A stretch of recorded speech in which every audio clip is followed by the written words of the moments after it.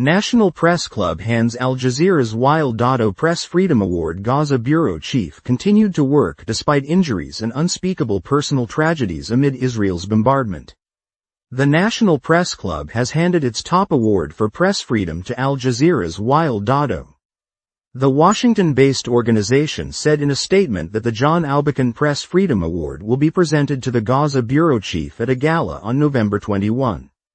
The statement noted that Dahdouh continued to report from the enclave, which has now been under Israeli bombardment for more than a year, despite suffering unspeakable personal tragedies during his work.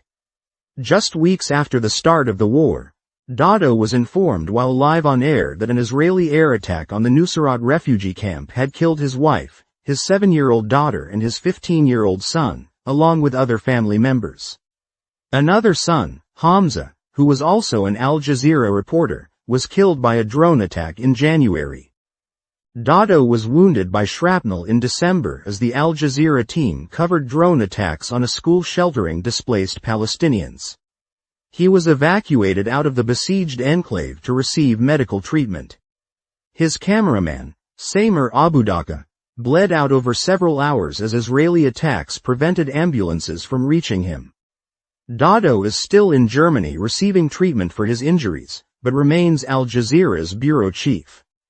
Despite his physical and emotional wounds, Dahdouh remains resilient as he works to recover. National Press Club President Emily Wilkins, who flew to Berlin to present him with his award in person as a sign of commitment to his case, said in a statement. His endurance, strength and perseverance are an inspiration for reporters around the world. The club continues to fight for Albacan honorees long after the gala ends.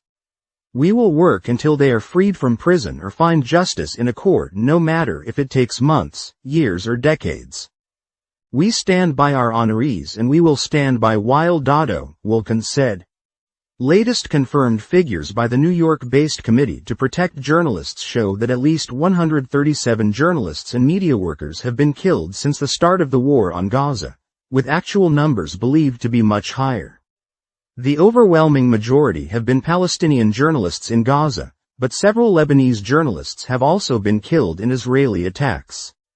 2 Israeli journalists were killed on October 7, 2023 in the Hamas-led attacks.